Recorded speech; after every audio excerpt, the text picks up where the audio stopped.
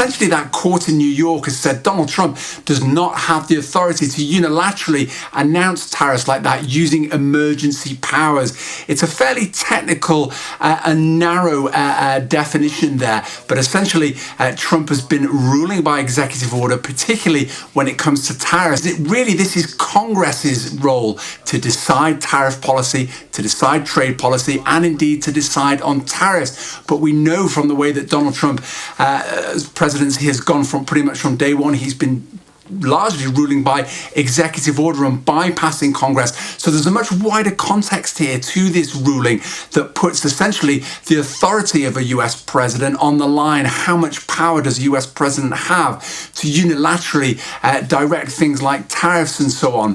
What's less clear, and I should say this is likely to go to the US Supreme Court to be decided because the White House, the Trump administration, we understand, is challenging this ruling, so it's going to get tied up in courts.